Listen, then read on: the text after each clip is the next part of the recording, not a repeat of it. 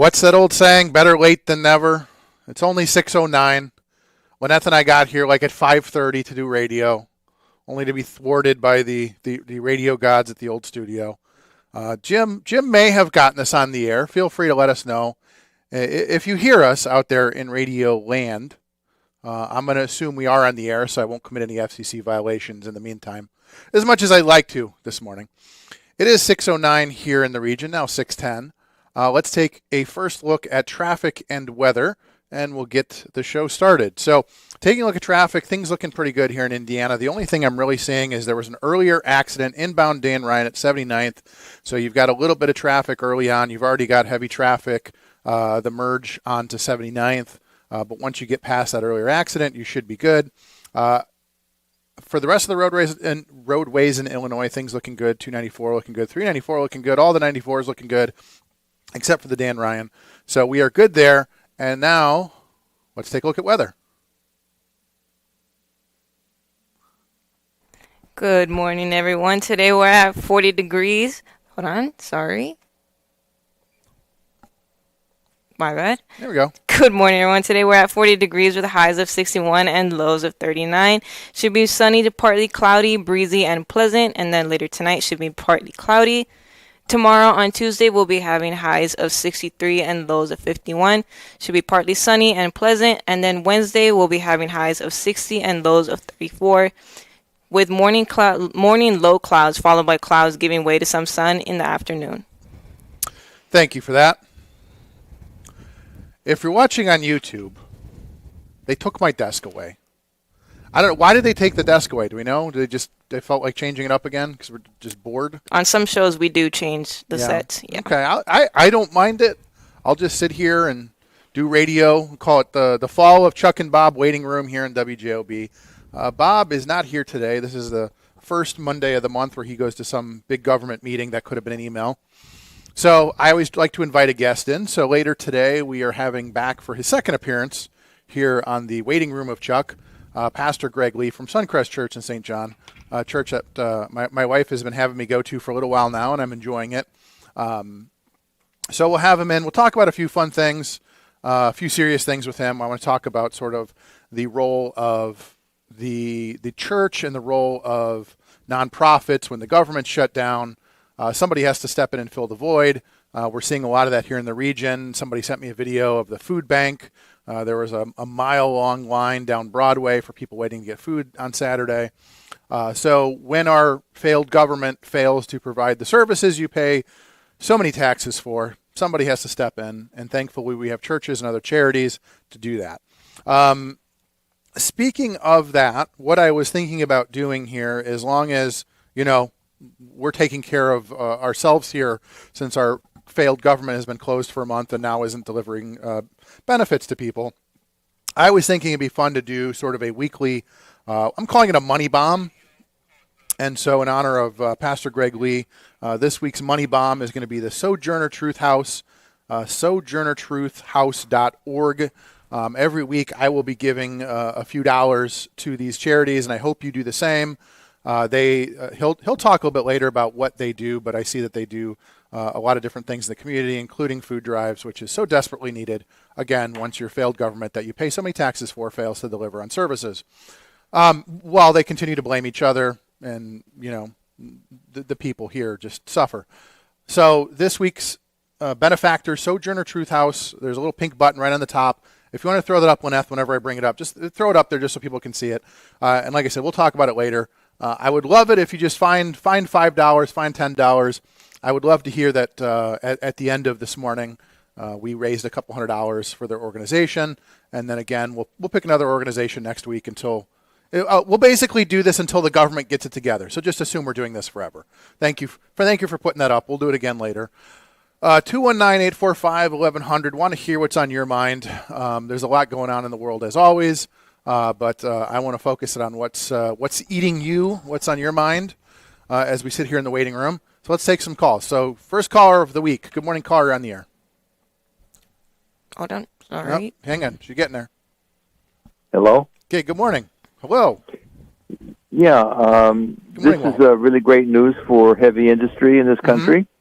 And maybe a little good news for sane political discussion in this country, namely an article in yesterday's Times. Billionaire Bill Gates rejects doomsday view of global warming. And it goes on to say, in a recent essay, Gates has a change of heart after laying out the doomsday view of climate change. He states, fortunately for all of us, this view is wrong. From the standpoint of improving lives, using more energy is a good thing, Gates writes. That's because more energy use is a key part of prosperity. It's amazing. Gates is a big left-winger, and it's really, really rare that lefties ever say we were wrong. We didn't tell you the facts. This is a very new. Maybe he's going to set a pattern here that the left in this country will stop their endless lying. So, well, here's the thing, Walt, and I want to hit a couple things because I think you're on a right track here. I was down in Monticello the other day. I don't know how often you go down to that part of 65. Every time I go down there, it seems like there's 4 or 5 new windmills there along I-65.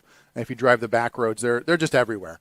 Now, obviously, the claim is that we're moving towards that direction. We're moving towards more green energy. Meanwhile, your NIPSCO bill has never been higher, right. But we have more windmills, which, again, my argument has always been the ROI on windmills is like 30 years, and they have a 25-year lifespan. But, hey, we feel good about it.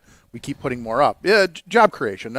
Think about all the guys in cranes and diesel-powered vehicles that are needed to put those windmills up. So we're creating jobs.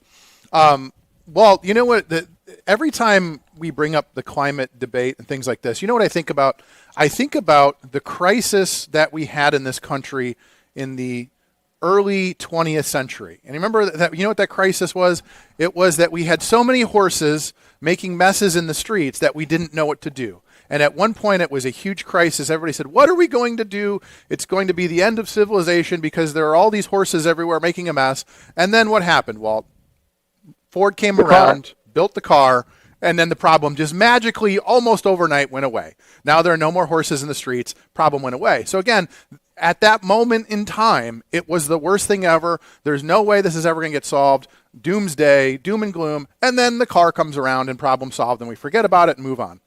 I think that's kind of what we're seeing now. And again, that's not to say, and I think, reasonable people such as yourself and I can agree, man definitely has an impact on his environment, right? Whether that's me planting a tree or somebody, poisoning a stream, man definitely has an impact on our planet. But I think what I've always said, Walt, is that it takes a certain special kind of person to believe that they are that important, have that much self-aggrandizement that they think that, riding their bicycle will save the world or, recycling that milk jug is going to save the world. It's sort of, again, just sort of this human self-centered philosophy that it's sort of like that you really have that big of an... Sorry, gang, you are an ant. You are an ant just like every other creature on this planet, and you don't matter that much, unfortunately. So again, can we do good things for the environment? Sure. Can we do bad things for the environment? Sure. Again, and I think it's great that people like that are finally coming around and going, hey, look, we're not as important as we think we are. But so... Walt, where do you think? I mean, do you think it's basically did it run out of steam, or do you think people just kind of got bored of it and moved? I mean, it's kind of like that Greta Thunberg thing. The joke was like she moved on to now she's dealing with Israel and Palestine because she couldn't get the support on doing with climate change and stuff like that. Well, this is just one guy, and the writer of this column that appeared in yesterday's Times, Victor Jokes. He goes on to he says, Gates' observations have been obvious for years to conservatives, and for pointing them out, the left has lobbed insults at those willing to challenge the climate chicken littles. The left couldn't defend its position, so it sought to silence the critics. Very typical. Like all cults, climate alarmists don't want you to think for yourself or question the accepted orthodoxy. How about that? Hey, Lyneth, you guys are up. Just let Jim know I can hear you. So behave yourself. They're having a producer's discussion in the other room. Just making sure Jim doesn't doesn't get himself an FCC violation. So, Walt, okay. So here's the thing, Walt. Now you and I talked about this at length for the last couple of years, even like the entire during the last administration. What's frustrating here is, and we saw this coming. We followed this, the absolute billions and billions of dollars sunk into like EVs, for instance. The previous administration, they wanted to go all in on EVs. You've got states like California all in on EVs, even though the grid couldn't possibly support tens of millions of people buying electric vehicles. And again, this administration dumped tens of billions of dollars into EV vehicles, EV buses, and all these things. It's like Solyndra all over again.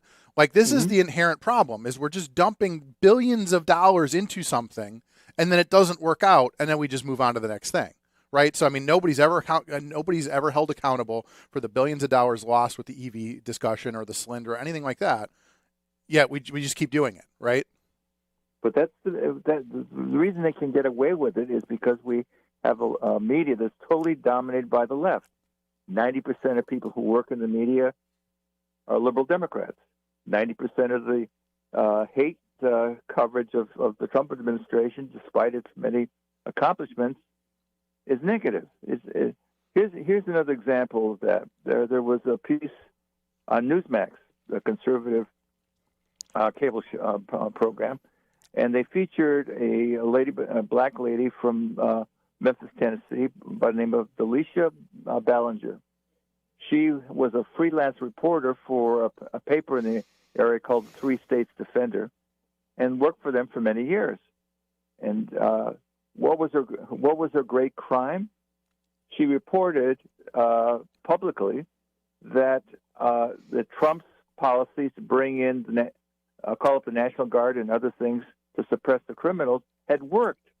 That, for example, the streets were safe, much safer than they were before, and that her kid could play in her backyard without fear. They fired her, and what did they called her in and they said, "You're not being objective. You're out." We went nothing further to do. This is very typical approach of the left.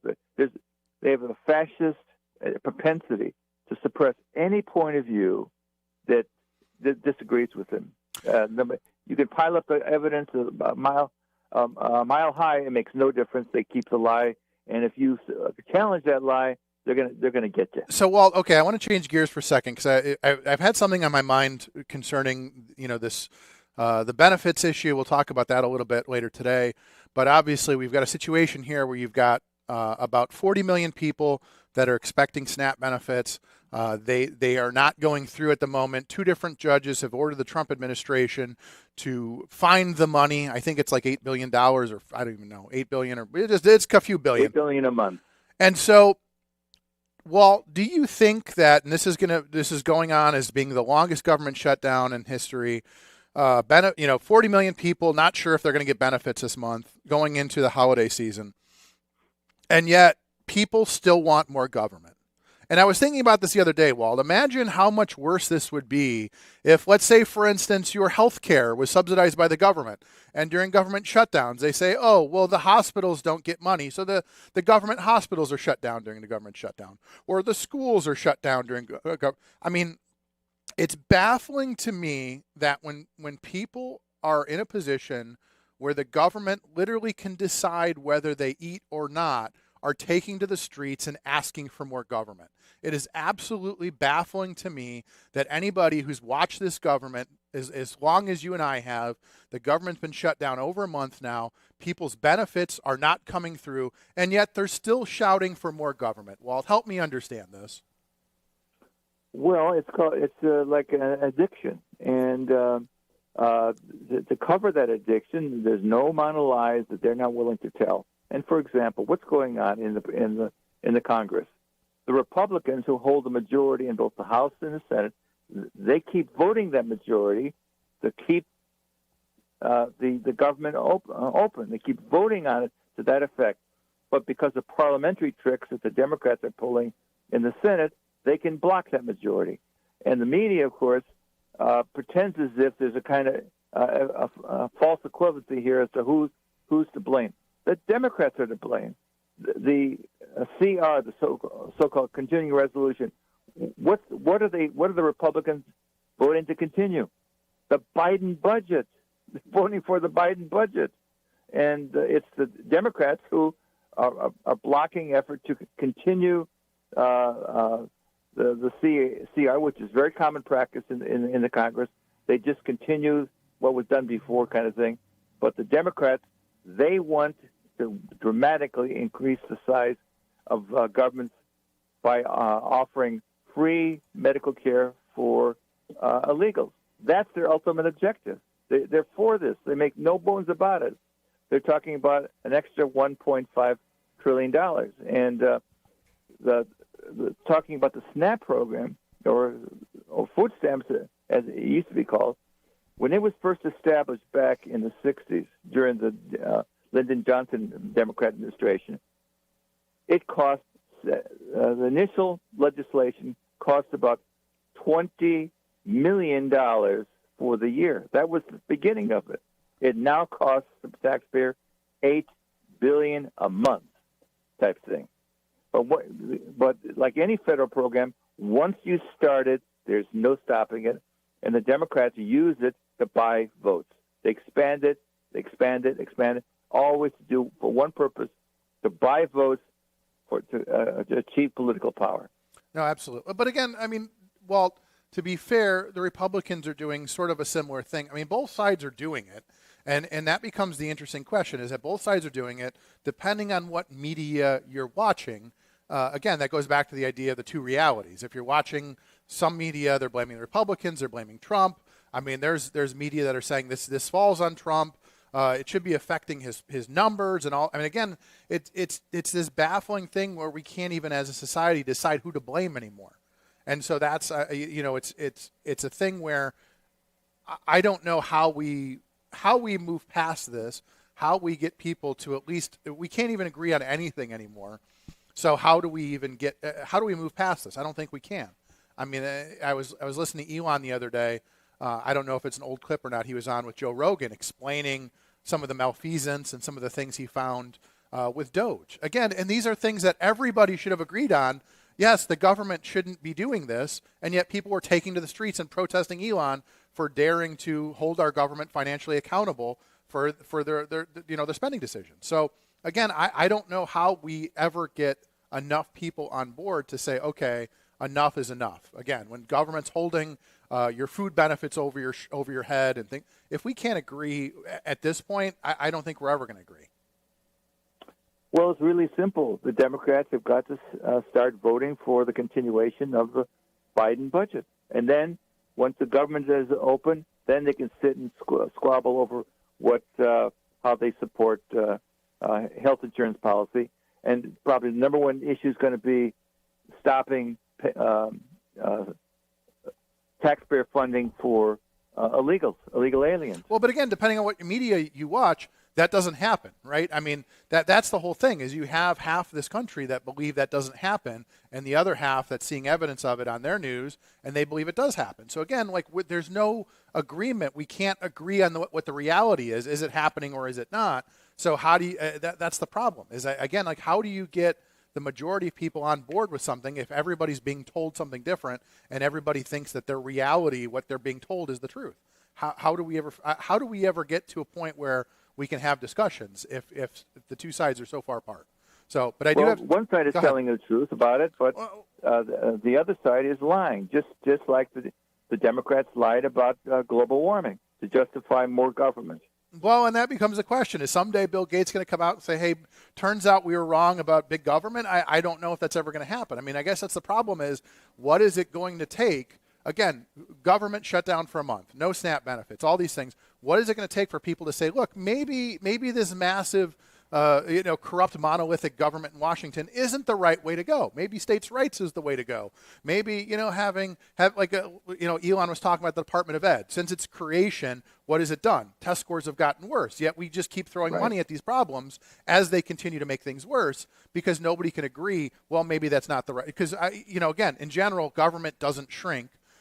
Government rarely takes responsibility for something, go, hey, that didn't work, let's stop doing it. No, that didn't work, let's throw more money at it, just like we're voting on referendums here in Lake County yet again this week. So, but Walt, we do have to go. I always appreciate the call. It's always good to get the show started with your wisdom on these things, so I appreciate that. So why don't we take a break? We'll be back with more after this on the waiting room of Chuck here on WJOB.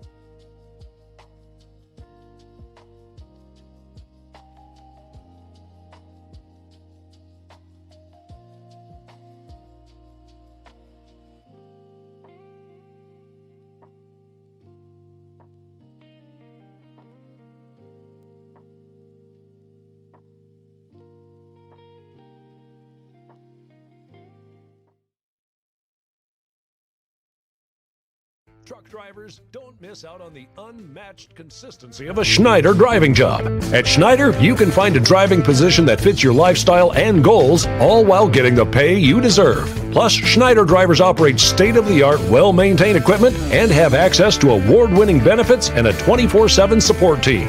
Explore Schneider's huge selection of driving jobs today and find your perfect fit at SchneiderJobs.com. That's SchneiderJobs.com. Hard Rock Casino Northern Indiana wants to make you a winner every Friday in October with our $500K Double Down giveaway.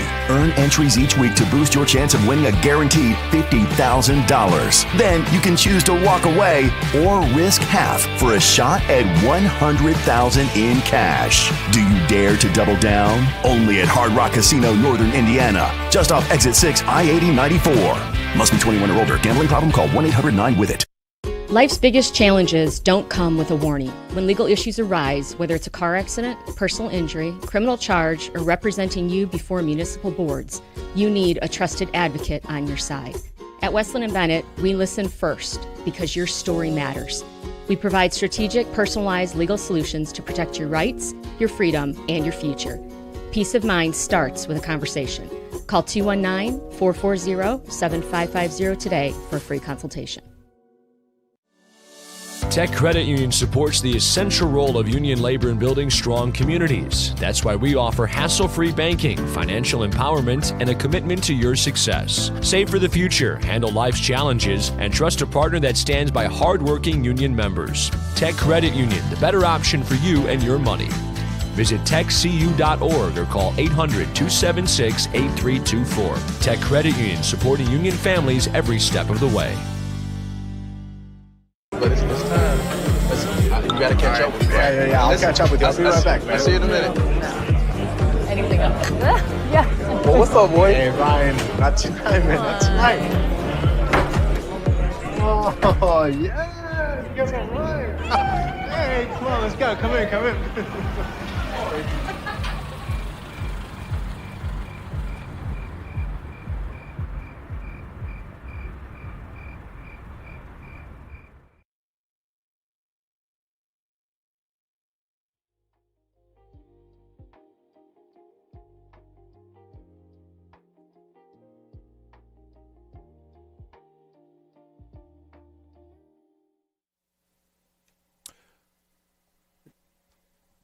.33 here in the region. First Monday of November, November the 3rd of 2025. Let's take a look at traffic. Things looking good here in Indiana, not much to report. We have an earlier accident inbound Dan Ryan at 79th, has things backed up all the way through the merge to the Bishop Ford, so we're keeping an eye on that as traffic builds. Expect to have a little slowdown at 79th. Once you get past that, you should be good all the way into downtown. Everything else in the Chicagoland area looking good. So other than inbound Dan Ryan at 79th, everything else looking good here in the region. But if you see something, 219-845-1100, let's take a look at weather. Good morning, everyone. Today we're at 45 degrees with highs of 61 and lows of 39. Should be sunny to partly cloudy, breezy, and pleasant today. And then tomorrow on Tuesday, we'll be having highs of 63 and lows of 51. should be partly sunny and pleasant, and then Wednesday we'll be having highs of 60 and lows of 34, with morning low clouds followed by clouds giving way to some sun in the afternoon. Thank you so much. Mark from Hobart sent me a text and told me something I rarely ever hear. Said, you're not loud enough. I said, I've never heard that. So if you don't, No, he said the commercials are loud and everything else. Yes, Jim did that on purpose. He turned me down? Yes. Jim said, Chuck's too loud on the radio, so let's turn him down. Yes, okay. He's trying to fix something right now. So. Okay, sure he is. Yeah, it's good radio. We can't hear anything. Okay, thanks, Jim. We got Pastor Greg Lee coming in at 7 o'clock. So we're going to get all the politics out of the way. We're going to get all the shouting and the arguing and all that stuff out of the way now. I know we've got loaded phone lines, so let's power through some calls. So good morning, caller. You're on the air. Good morning, Chuck. Good morning, sir. How are you? Okay. First, I want to start off with, I sent you that message. Do you remember? I remember when I was a kid, I lived at home. My mom would buy me shoes. I used to get those shoes called penny loafers. Penny loafers, where you could yes. Slide a penny. I love those shoes, but like I sent the message to you, it was just on the news this morning. Now, why are they saying just McDonald's? If there's a penny shortage, it should be everywhere. But they're saying McDonald's is now going to round the money off because of a penny shortage. So let's tell everybody what we're talking about. So the United States has stopped making pennies. So now there is a scramble among gas stations and fast food chains and big box stores to adjust prices and round cash transactions, which could potentially eat into their profits. So basically, the penny has been a loss leader for the United States. I think it costs like 5 cents or something to make a penny.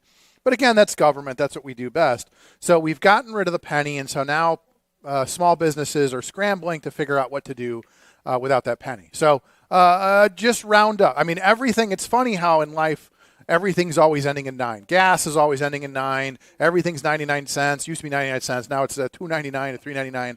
Everything's 99. So just round up and then problem solved. But then we have those pesky little taxes. You're paying 7-8 cents here. 50 cents in Chicago in taxes. So again, it's a pesky little thing, but.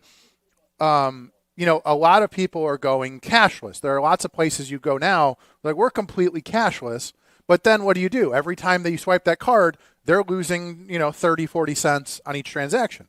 So, you go in to buy a pack of gum and that person's losing money on the transaction. So you pay with cash and now we have no pennies. So I don't know. I mean, I remember even during the pandemic, there was a shortage of change during the pandemic and everybody didn't know what to do. Even now, like if you go to the casino, I don't even know if they said, well, where do you want to donate your change? Like, well, I didn't know, I wanted my change, but they're like, we're going to donate it to somebody. Okay, that's fine. So again, just this weird situation that our society finds itself in of where government's going to get rid of the penny. And now it's like, well, what do we do? So. Yeah, I don't know. That's like when that pandemic they had a shortage, and I used to go when I stopped fuel my truck up. I'd go in a truck stop down in Kentucky to get stuff. And they go, well, we don't have change to give you back, and I said, well, then I won't buy it. I'll go somewhere and get my change because, like, if I sell you a toaster for $15, you give me $20. You want your $5 back? I'll say, no, I'll have to just round it off to 20. You're not going to like that because then you'll say, well, I'll go find my toaster somewhere else for $15. Because basically, when I give you money, I want my change back. I want the option, right? Simple. Even if you want to round up to send hamsters to college or whatever, that's fine. At least give me the option if I want to keep my change. If if you want to round up, that's fine, whatever. But yeah, you can't be like, here's $20, and they go, well, we don't have any change. We're keeping it. Like, no, that's not how this works. Yeah, I just want to bring up about that. But then now about this shutdown and all this, just think all these people, when they're sitting around at Thanksgiving dinner, Thanksgiving Day, and everybody's going to expect that turkey on that platter with a cover over it. And they take the cover off, and they see a loaf of bread and turkey lunch meat on the platter. Just think, when they say their prayer of Thanksgiving for this Thanksgiving dinner, thank your Democrats for that loaf of bread and turkey sandwiches for Thanksgiving because of the Democrats. Well, but again, this is the thing, Mike, is that some people are coming at it and saying, well, this is the Democrats' fault. Other people are coming at it and saying, well, this is all Trump's fault. So, I mean, again, this idea that we can't even decide who to blame, guess what? Plot twist, you're all right. Everybody's to blame. Everybody's to blame. Current administration, previous administration for the last 50 years that got us into debt. Guess what? There's plenty of blame to go around. No one man or one party gets the blame. Yeah, like I say, it's both parties. It's all parties. But, the elected politicians in Washington are going to have a wonderful Thanksgiving dinner. They're getting paid. They're going to have money to go get a turkey. But honest people like us that put them in office, the people that need to get a turkey for Thanksgiving is not going to get it because the elected politicians in Washington that are getting paid are making us, the people, suffer. Right. That's about all I have to say, and I'm going to let you go. No, I appreciate it. Enjoy. I hope things are going well for you. You have a great day yourself. Yeah, everybody out there have a wonderful, safe day then. Thank you. Appreciate it, Mike. So let's talk about that real quick. So we had two federal judges have ruled that the Trump administration cannot suspend food aid used by the 42 million low-income Americans. So U.S. President Donald Trump said he had instructed government lawyers to ask the courts how the administration could legally fund SNAP, adding, even if we get immediate guidance, it will unfortunately be delayed. So you've got two different judges saying that the Trump administration must fund SNAP even though the government is closed and they, in theory have no money. But two federal judges are telling them they must fund it. So again, it is because of the way the system works. It's past the first of the month, so they have to figure out how to fund it. And once they do, they'll have to figure out how to retroactively give people those benefits. But again, there's a lot of people out there right now that are worried, not sure what to do, trying to figure out how to get by. Like I said, I saw the other day the long line. Somebody sent me a video of the long line outside of the Northwest Indiana Food Bank. There's a mile-long line of cars waiting to get something. Why don't we real quick, as we're talking about that, I want to talk about today's. I want to do a money bomb every Monday to help give a few dollars to these organizations that are stepping up here in the region. So today's benefactor is the Sojourner Truth House. You can go to sojournertruthhouse.org, and there's the big pink donate button. I'll be donating some money after the show today. What I want to do is every week that we are shut down and we aren't getting the government benefits that we paid for, I want to help these organizations that are stepping up to help others. So today's benefactor, just give them do me a favor, give them $5, give them $10, whatever. I'd love to give them a couple $100 today to help feed some of our neighbors and do good things. Because that's, at the end of the day, that's what we're going to talk about here at 7 o'clock with Pastor Greg Lee. We're going to talk about the role of the church and nonprofits and how they're stepping up in these times of lack of government support. So let's take a couple more calls. So good morning, caller. You're on the air. Morning, Chuck. Morning, MX. How are you? Pretty good. I've been noticing things here in Hessville. Uh-oh, he's been noticing the things. What have you been noticing? And, I was out a couple of weeks ago, 3 weeks ago at night, and I went past Morton High School, and the police were there. And I had asked somebody, went to the Greasy Spoon to get something to eat, and everybody was saying, the football game, the fights. I said, that's usual. I noticed the police everywhere. And then I was coming home on a side street, and I noticed there was kind of like a little flash mob. And, I just drove home another way. And then, all of a sudden, I was up in the Redneck Riviera, and I see these videos on what's going on in Hammond. And somebody took a video on Kennedy Avenue where they had supposedly, I don't know what was going on, but it looked like another flash mob. So you were saying a flash mob. Some people were talking about street takeovers and things like that. What are your thoughts? I mean, you're a longtime Hessville resident. I mean, what are your thoughts? I mean, I guess this goes back to something that I always say is that it's unfortunate that it feels like we're getting to the point where you can't have large gatherings anymore because people just can't behave themselves. And that's sort of the same way I feel whether you go to the movie theater and nobody can stay off their phone and stop eating the whole time or whatever. It sort of just feels like we can't have large gatherings because chaos ensues. What has happened, I heard too. They were jumping on car hoods. Okay. In the blocks close to the school. So MX, this becomes a question: Is this a kids will be kids, or is this something more serious? I mean, I guess I'd be... You know what? Let's put it this way. There was none of that when I was younger. See, no, didn't you guys ever? I mean, I'm not saying that you guys got together and started trouble, but I'm saying, didn't kids used to get together? I know, like their there's places, there's small towns where people cruise the main drag, and kids get together and they go hang out at whatever Dairy Queen or at the I don't know, where'd you guys used to go, the drive-in or whatever. Well, Chuck, if you heard the sirens, we never had sirens come on us. There was cops everywhere in that video. That tells you a lot, doesn't it? So what do you think's going? So what do you think's going on? Well, and if you go to a certain news source, you would know what's going on. But the thing of it is, and you're not supposed to spread that, but since there's videos in the Hammond site, I get to take them and use them. Mm-hmm. What's going on is, and there was, there's shootings. I don't think when I was younger that never happened. Okay? Do you think it's the lack of? Didn't happen. I mean, I guess is it? Do you think it's a lack of respect for authority? I mean, basically, the kids don't care about private. They don't respect other people's property, and then when the police come, they don't respect the police anymore. I mean, what do you think's going on? Well, when Brian Miller was chief of police, he would give these establishments a little visit, saying, "Hey, right now this I noticed that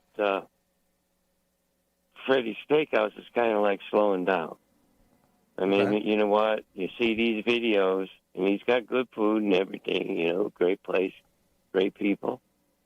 You got a guy there trying to make it, and you got other people posting videos, but it looks like on Kennedy Avenue.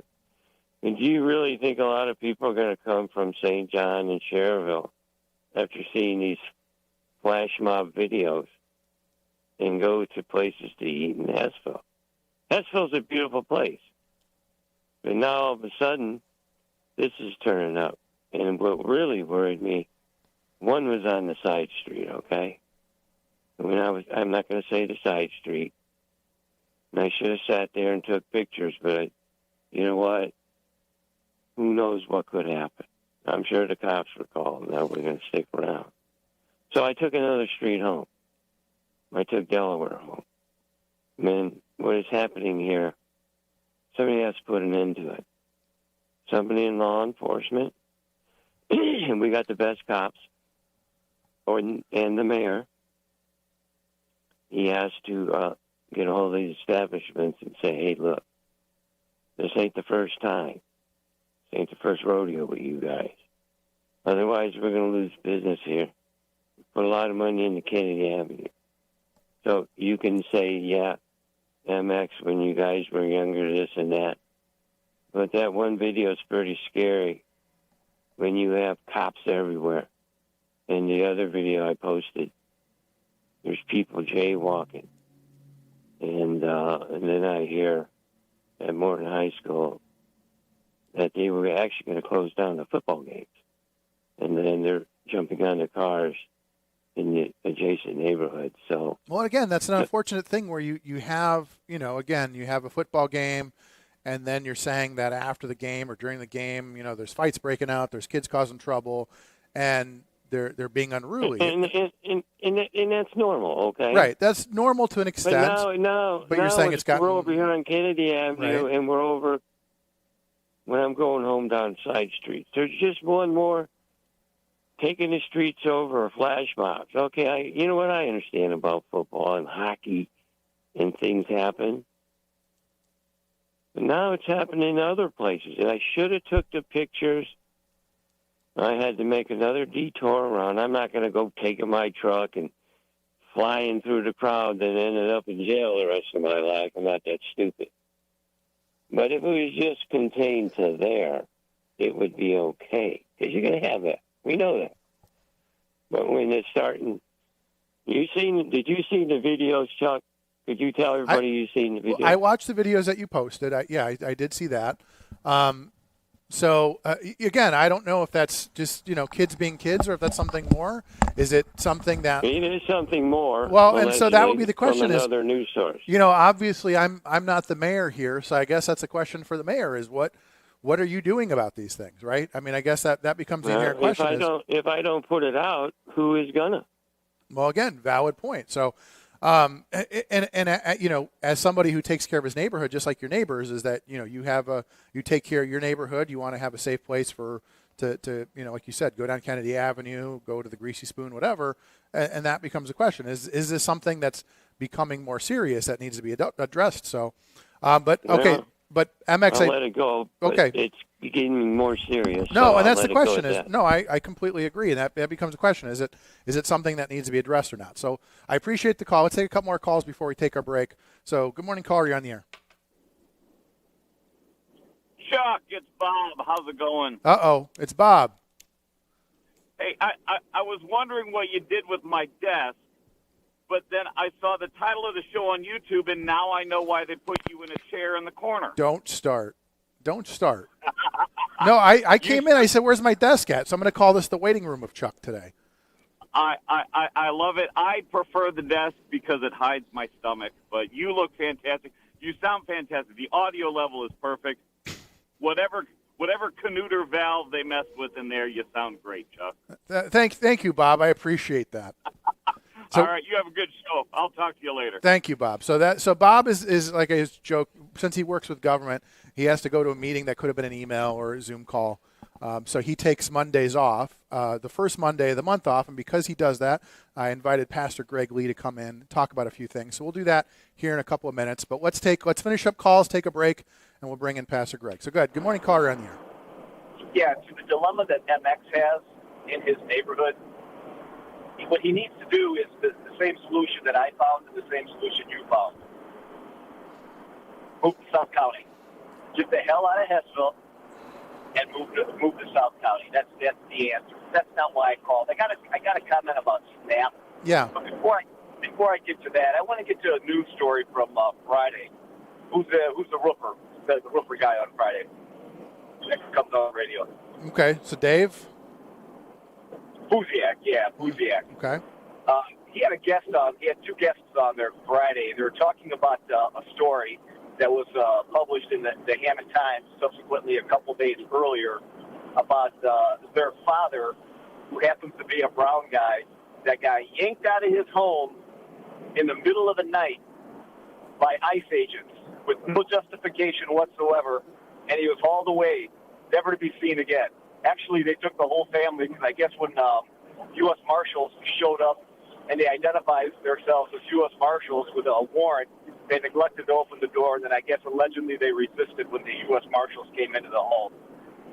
Is this more so geared towards the media as opposed to the family and the crime that the father may or may not have committed? The Hammond Times wrote a story.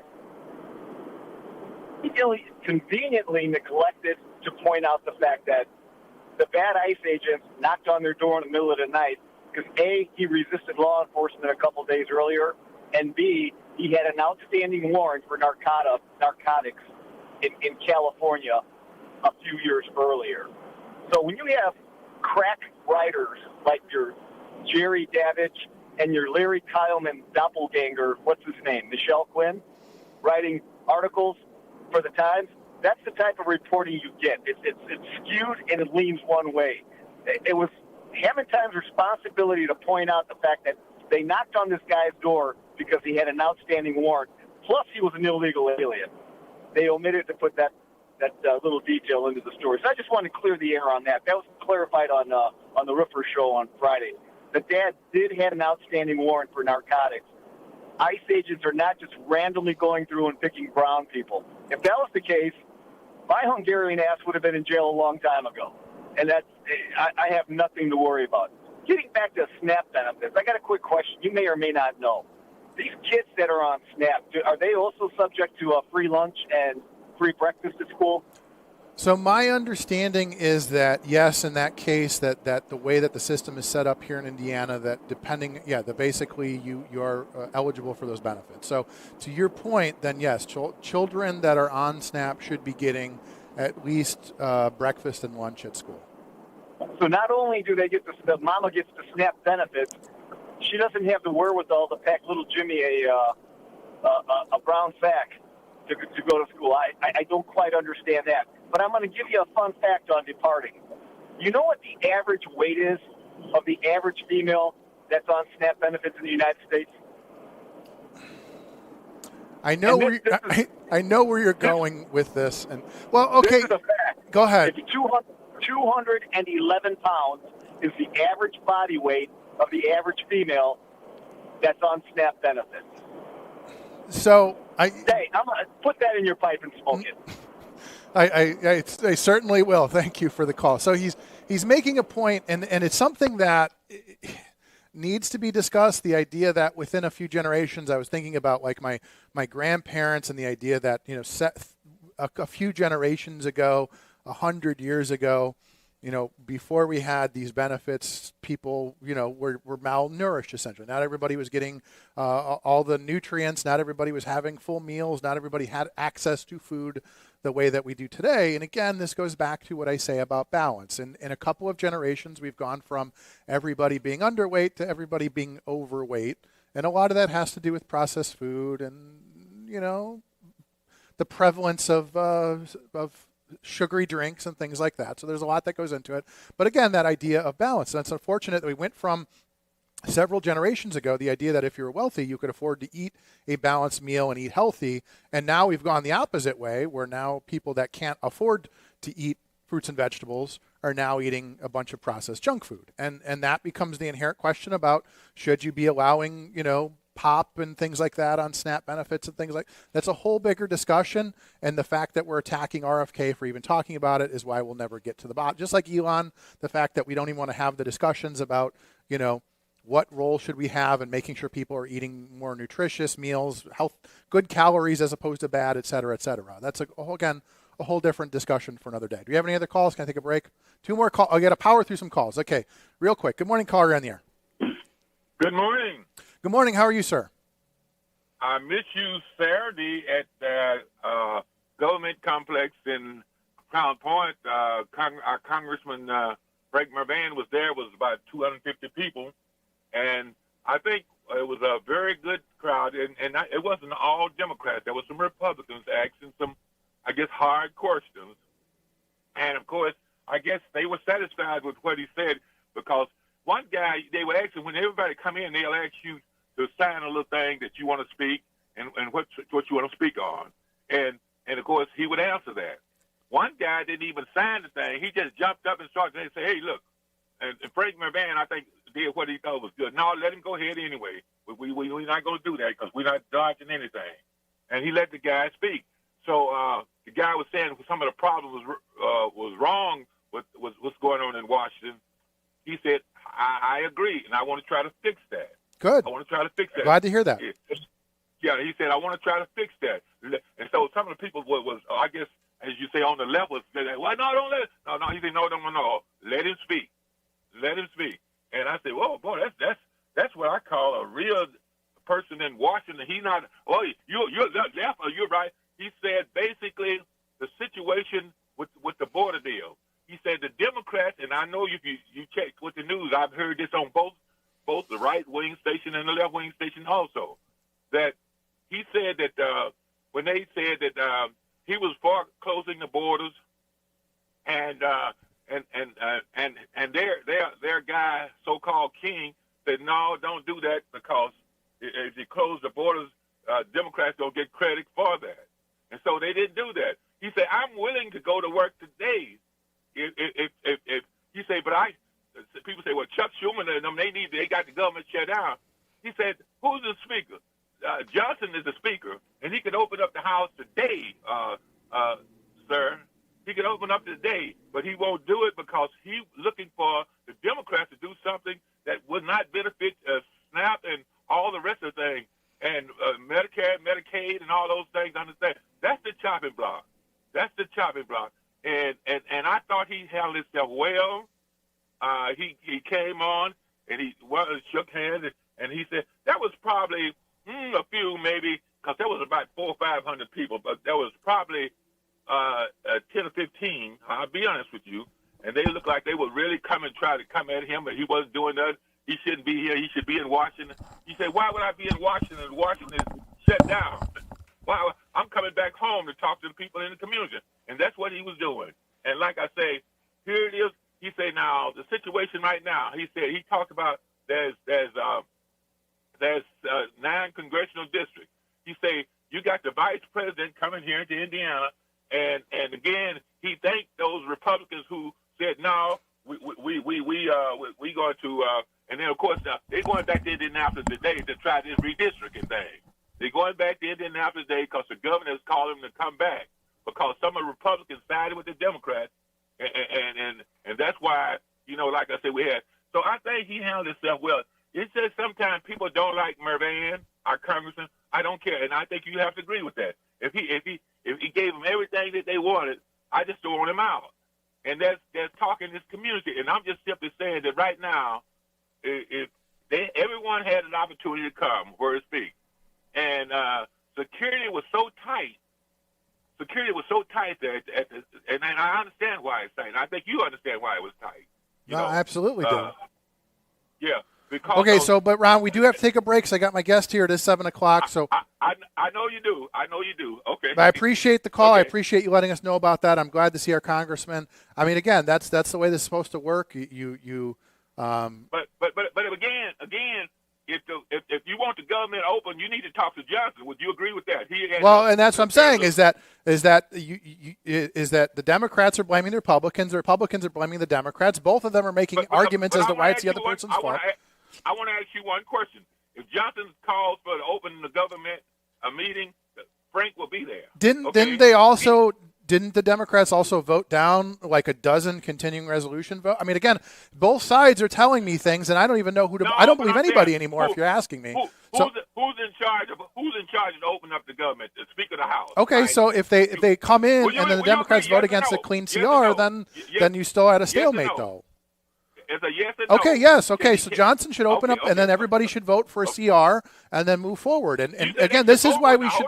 But this is why we shouldn't have these 10,000-page omnibus bills. We should have all of this stuff where you can sit here and say, let's vote on the budget without all of these other things hidden 10,000 pages down. That's the problem with government, is you have these omnibus bills that nobody's able to read, and who knows what's in it. And that's the frustration that I have with our government, is they're passing these multi-thousand-page bills, and nobody even knows. We have to pass it to see what's in it. That's not how government should operate. And that's the whole thing, is if you want to have a CR, pass a CR. If you want to talk about health care, have a health care. Don't ball it all up into one big discussion and say take it or leave it. He came back home to talk to his constituents, people in his community. And I think that was great because people said, well, what is he doing? Well, he couldn't do nothing in Washington, so he came back to Crown Okay, Point. well, that's fine. Come home and explain that's great. That's what our Congress, come home and explain what's happening. And I appreciate him for doing that. We do have to take a break. I always appreciate the call. Let's take a break. All right. We got Pastor Greg here. We'll be back with more after this. All right. Thank you.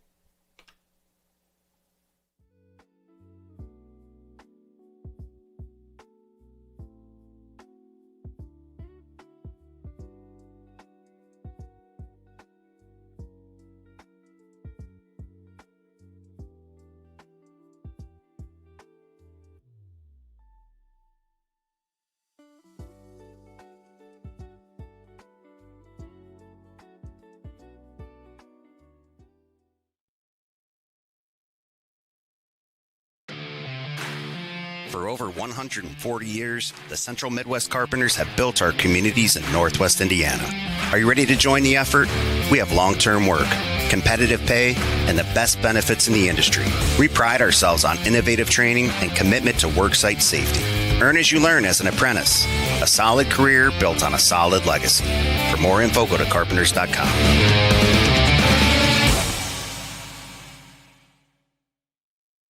Have you ever considered becoming an iron worker? Local 395 is now accepting applications for their apprenticeship program. Go to ironworkers395.com. Look under the training section, click on apprenticeship, and scroll down to the application. You must be 18 years old, have a high school diploma or GED, and you must be physically able to perform the work of the trade. Find out more by calling the apprenticeship school in Lake Station at 219-962-7675 or visit ironworkers395.com. Tired of that cracked driveway? Dreaming of a new patio or need a concrete partner for your next big project? Call RNC Concrete Construction, family owned with 30 plus years serving Northwest Indiana. From residential driveways to stamped patios and commercial foundations, we pour with pride and deliver lasting quality. Call today for your free estimate at 219-779-9370. That's 219-779-9370. RNC Concrete, where your concrete vision comes to life.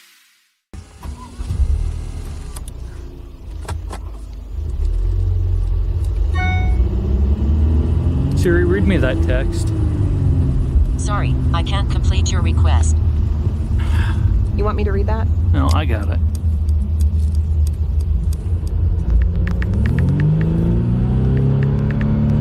Construction zone. I see it.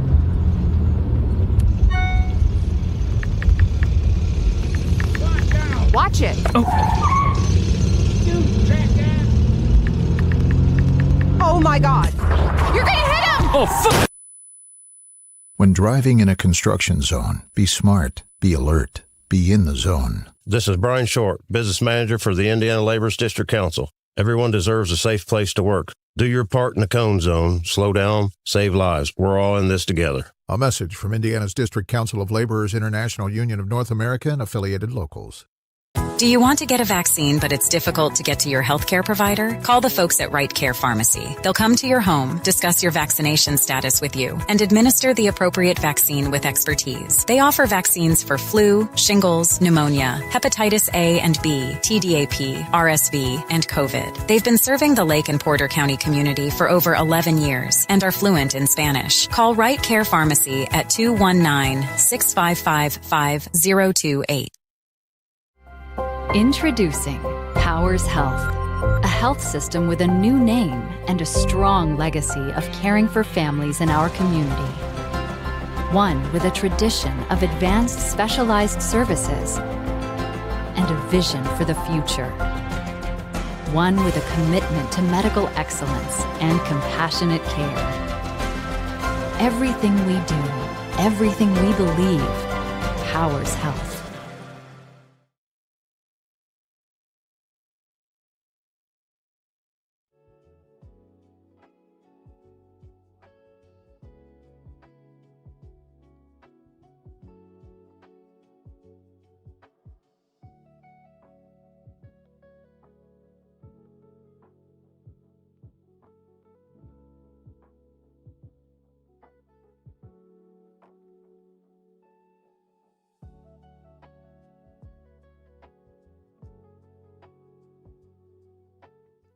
Hey, it is 7:07 in the region. Let's take a quick look at traffic and weather. We had an earlier incident inbound Dan Ryan 79th has got things backed up through the merge down to Bishop Ford. So expect a little traffic if you're heading downtown. You got a little traffic Bishop Ford to 79th and then again on your way into downtown. Here in Indiana, things looking pretty good. Not much to report. Same with the Chicagoland area other than the Bishop Ford. Everything else looking good. You got a little traffic if you're taking 294 out towards the airports. Might have some issues out there, but again, once you get through the construction zone, you should be good. So let's take a quick look at weather. Good morning, everyone. Today we're at 45 degrees with highs of 61 and lows of 39. Should be sunny to partly cloudy, breezy, and pleasant. And then tomorrow and Tuesday we'll be having highs of 63 and lows of 51. Should be partly sunny and pleasant. And then on Wednesday we'll be having highs of 60 and lows of 34 with morning low clouds followed by clouds giving way to some sun in the afternoon. Thank you so much. Pastor Greg Lee in the house. Morning. You came back. It's your second visit on the show. I appreciate you coming back. Well, it's good to be we invited had you back. over the summer, and I said, you know what? I had a couple things I wanted to talk about, and with everything going on in the world, I thought it was a good time to have you back. Bring the microphone up nice and there you go. Perfect. Thank you. Is that better? Yeah. They like to hear us on the radio. So Okay. I was told to turn it down earlier, which is something I rarely hear. So how are you this morning? I'm great this morning. Yeah. So tell people a little bit about who you are. What do you do? Sure. So Greg Lee, I serve as the lead pastor at Suncrest Christian Church. It's in St. John. Been there for about 30 years now, 29 and a half years, and have seen lots of transformation, both in our church's story. Of course, St. John, South Lake County has transformed in tremendous ways. Our family has, taken on new adventures during different times. So, try to be an open book and care a lot about the region. So I've been attending your church for it seems like almost a year now, and I've enjoyed. I enjoy your approach to things, and you seem like a kind of guy that likes to have discussions and talk about things. And so I wanted to do two completely different topics today. So we're going to do a segment. We're going to talk about kind of what we've been talking about this morning with benefits and the role of churches and organizations and how we can help our neighbors when our government is falling short. But then we're going to completely change gears for the second half hour. And I want to talk about something that's been on my mind, and you brought it up this Sunday at church, the idea of the role, sort of the idea of the church and the paranormal. Okay, completely. My show is slowly devolving into, Bob Bell and stuff like that. Because I think it's an interesting topic, especially with Halloween, and we've got all this talk about meteors that may or may not be UFOs and all these things. So I want to talk about that in the second hour. So it'll be a fun conversation. But in the meantime, let's get the serious stuff out of the way. Sounds good. So I was talking about earlier, I've been trying to pick an organization every week to support locally. So go ahead and, Lyneth, put that up. So this week, and like you said, an organization that's near and dear to your heart, the Sojourner Truth House. You can go to sojournertruthhouse.org and hit the pink button at top, donate. I'd love it if you guys would give $10, $20 to them, because I know they do good things in the region. Why don't you tell people a little bit about what they do?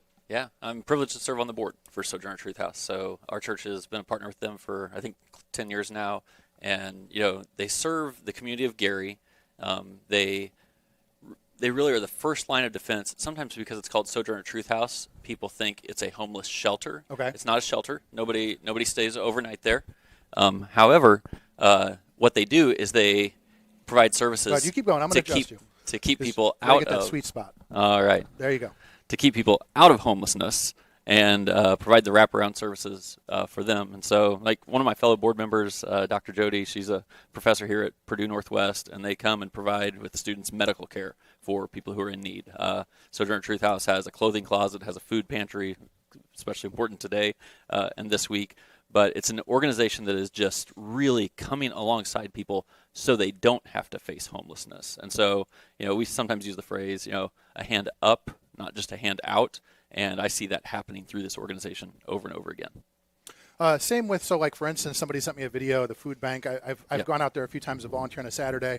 They had a line, it seemed like a mile long down Broadway, a lot of people coming out. And again, a lot of times they give away everything they have. And so I know there's a lot of people that are struggling right now. There's a lot of people that are unsure about what the future is going to hold.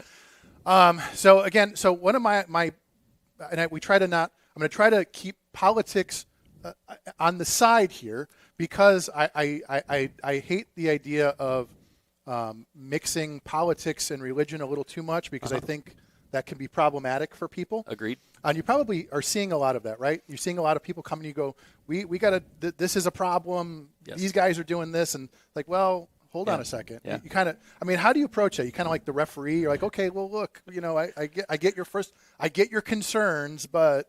So I have a lot of thoughts on this, but my simple phrase I usually use is, do you know what you get when you mix politics and religion?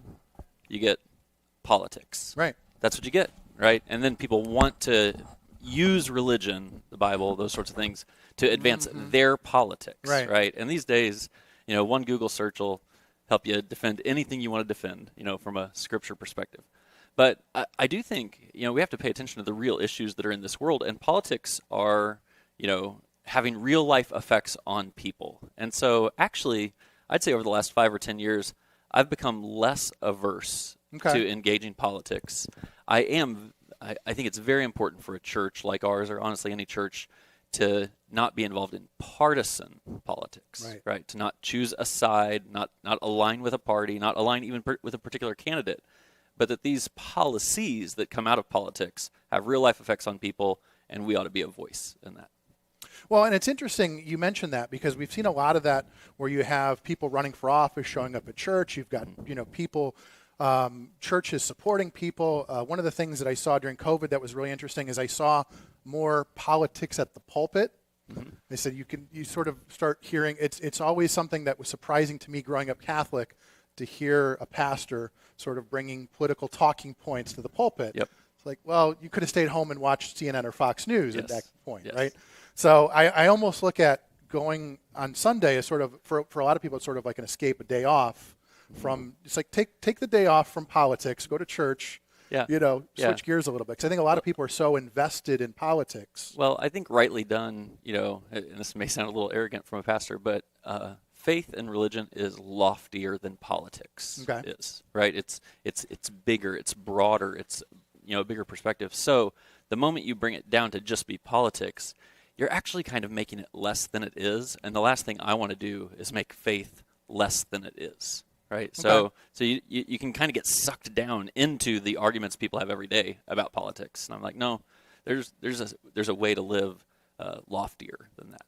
Well, and I think that becomes an interesting discussion. So tell people a little bit about the series that you just started yesterday. Yeah, so, we like to have fun with the names of the series. So we're calling this one Ghost Stories. It's coming on, the heels of Halloween, and for 4 weeks, actually all of November, we're talking about the nature of the Holy Spirit, right? Which is we'll talk about paranormal or whatever. But, it literally, for the follower of Jesus, the Holy Spirit is God living inside of you. And honestly, again, talking about lofty things, I'm not sure most people of faith, when they're driving down the road or they're going to work, whatever they're doing every day, is paying attention to the idea that God himself is living inside of us as a follower of Jesus. Okay, so then that leads me to an interesting question about the idea that, so I often wonder about the idea of sort of instinct, okay, or even the idea that some people have better instincts than others. Or, and one of the things, and I was called out yesterday during your sermon, we're going to talk about that a little bit later, the idea of people that have it figured out. So we're going to talk about that because I thought that was interesting. I got the poke in the ribs when you brought up the engineer that's got it figured out. My wife thought like shots fired right at me at that one. So we'll talk about that later. But so do you think that, what I see a lot of times is this idea that people are sort of, so the idea that what you talk about, sort of the Holy Ghost and faith, is in a lot of ways sort of instinctual, right? It's sort of like, what is my instinct? What is my reaction to things? And a lot of people are second guessing themselves and have a lot of doubt in their minds. So they end up ignoring what maybe you may call it, being called to do something. You may call it, however you want to term, if you want to call it intuition, faith, and a lot of people ignore that, and it ends up not working out for them. Yeah. So, you probably see this all the time. Instincts are a real thing. Some of them are good, and some of them are bad, right? Not everyone has good instincts. I would never give someone the advice, follow all your instincts, right? Unless I knew that person. So I do think there's a very spiritual part to nurturing something about who you are so that you can actually train your instincts to point you in the right direction, right? If you grew up in a tough home, maybe, and you were yelled at, someone hurt you, abused you, like, you will have some instincts that go in the wrong direction that you have to retrain inside yourself. And so the spiritual part of that, like nurturing the Spirit of God inside of you, will kind of close the gap, I think, between unhealthy instincts and godly instincts. Well, and that also goes to the idea that one of my observations has always been that people that find time for religion are a little more grounded. And so that's the way I look at it. And again, it's people that are people of faith, regardless of, pick the denomination, that they find themselves a little more grounded and are a little less likely to be manipulated by things like what we're seeing in the media and things like that. This idea of getting all worked up over things, being led to believe things that may not be accurate. I find that people that are religious are a little more grounded. Yeah. And so I always enjoy a pastor that's well grounded as well, because that's a good foundation. Yeah, I think, again, our world's so reactionary, right? And you react immediately to what's in front of you. And I do think people of faith are good at generally stepping back, looking at the bigger picture, because it's loftier, and say, okay, well, let's talk about that. Let's sort it out. Let's have a good discussion about it. And then let's set a path forward rather than just reacting to the emotional part of whatever has got your attention. So as you talk about, you've been doing this for 30 years now. You've been at Suncrest? Almost. So what do you see as far as, I always look at sort of when you've been around a while, whether it's in radio or in the church, what are you seeing as the changes? Like, where do you see the direction of things going in society? Yeah, so I'll say a few thing. I think people are in society today compared to 10 or 15 years ago are more spiritually hungry than they've been before. I'd say 10 or 15, 20 years ago, people would come to church, and it was like a socially positive thing if you were a church person. And so you would get people who would walk into church because they want to be a good person or maybe be accepted in certain circles, that they are. They want to be known as a church person. And so, but when you're teaching those people, when you're trying to lead them somewhere to have experiences with God and shape this world, the reason they came will sometimes create some resistance for the growth in their life, right? Okay. But today, this is the most wild thing to me. We have so many people in their 20s and early 30s who are walking through our door, and they never went to church before. Maybe they went to a Christmas service with their grandparents. The at a CME church. Christians, as we call them. Yes. But even less than that, they're like never been to church. And again, we're of a certain age, right? Like, so of our age, I'm 51. Okay, so when I grew up, almost everyone went to church, even if it was very infrequently, right? I almost never met anyone who didn't know what church was about. These days, people in their 20s, 30s are walking in, and here's the thing. They know they're missing something in life. I think they're kind of deconstructing the lack of faith they grew up with. Their parents did not invest in faith. They didn't have a spiritual experience at all growing up, and now they're looking for something because they sense there's something more out there. And I think this is probably the biggest shift we see with Gen Z and millennials, to be like, they're hungry for something. It has to be real. And if a pastor or a church can kind of translate the hungers that they're feeling with answers from the scriptures that make sense in real life and then transform their families, that's on fire. Well, you're starting to see, you've got the first generation that grew up on the internet, right? Yes. And the internet is a perfect example of a place it's full, but it's empty. Everything. Well said. So many things. There's so much on the internet. There's a whole theory called the dead internet theory, that basically everything is just, and again, even with AI, the idea that everything's bots, everything's not real. Mm-hmm. And at a certain point, you go, there's nothing. There's all this stuff, but there's nothing here. Mm-hmm. There's no connections.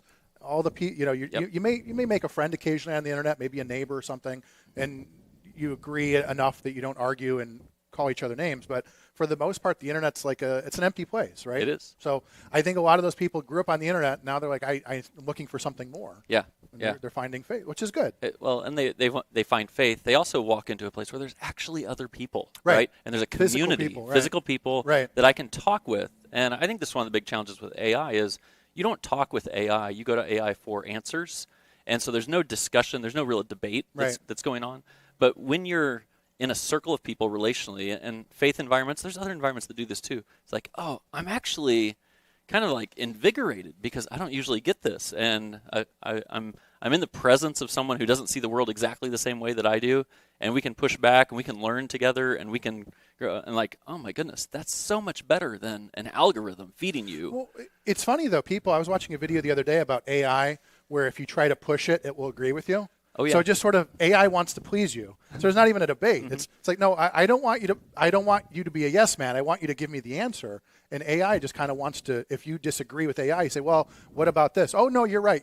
Well, that's not whatever, some people like that. Some people don't. But so even like you talk about debate with AI, it doesn't want to debate you. It just wants to agree with you. Yeah.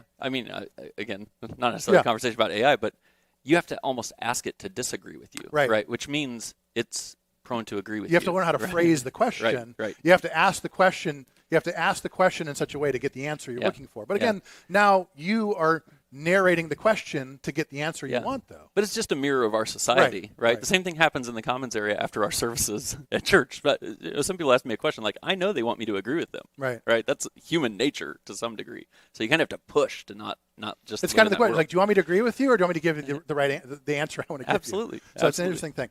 Okay, Pastor Greg Lee is here. Why don't we take another quick break? Yeah, that's an OSHA violation. We got to glue that down. No, it's okay. It wasn't you. It's been like that. So let's take a quick break. We'll be back with more Waiting Room of Chuck here on a Monday morning here on WJOB.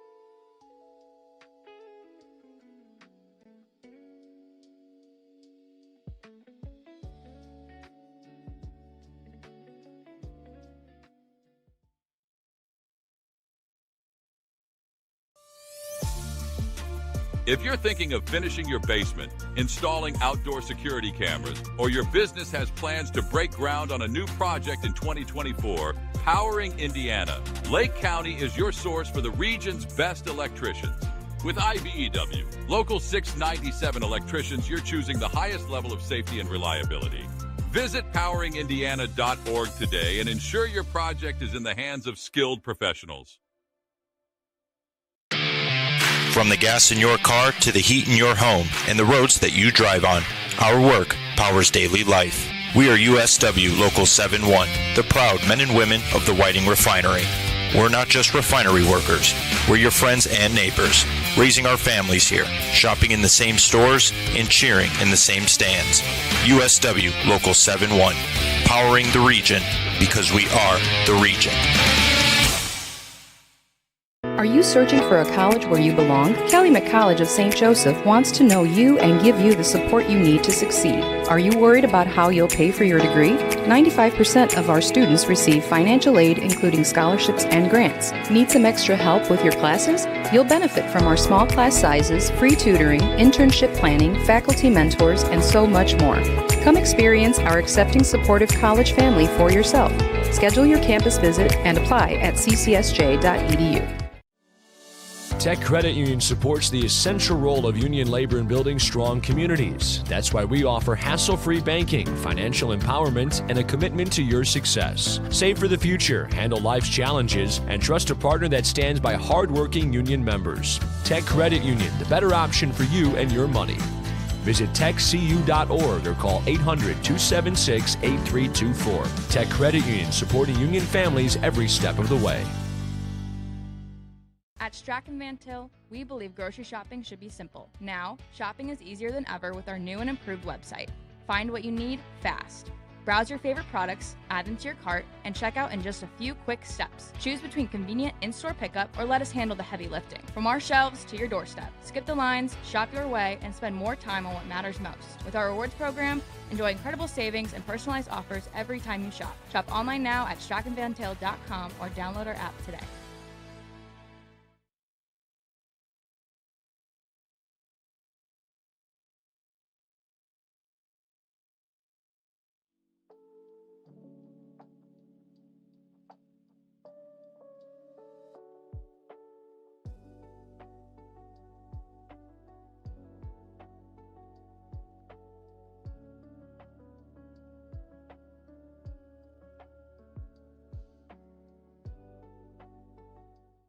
Hey, it's 7:28 in the region.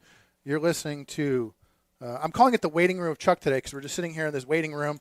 I've got Pastor Greg Lee with me. Let's take a quick look at traffic and weather. Traffic on the Dan Ryan getting heavy. There was an earlier accident, so you got traffic basically Bishop Ford all the way into the downtown area. Here in Indiana, things looking pretty good. The rest of Chicagoland looking good. Little slowdown on 294 in the construction zone, but your big problem, Dan Ryan inbound. So if you're heading downtown, just listen to us, sit in traffic, enjoy yourself. Life's short, enjoy it. Let's take a look at weather. Good morning, everyone. Today we're at 45 degrees with highs of 61 and lows of 39. Should be partly sunny to partly cloudy, breezy, and pleasant. And then later tonight should be partly cloudy. Tomorrow and Tuesday we'll be having highs of 63 and lows of 51. Should be partly sunny and pleasant.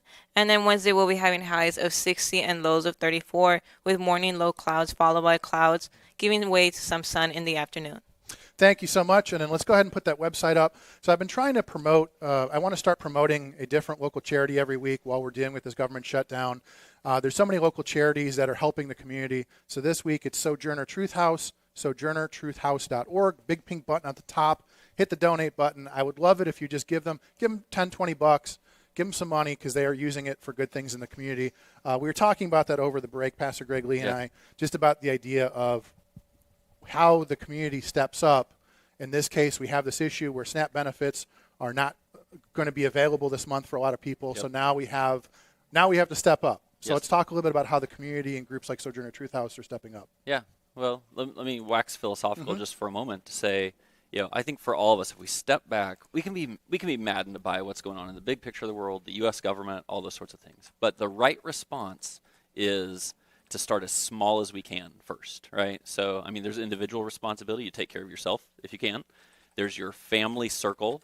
And, man, if you have people in your family who need a little help, I think it's your job to help them, right? Not to hand them off to someone else to help them, right? You go a little bigger than the family and you get some community circles, some social circles, which are largely missing in our society today. Like, people used to be in bowling leagues, be in Lions Club, be in church groups, all those sorts of things.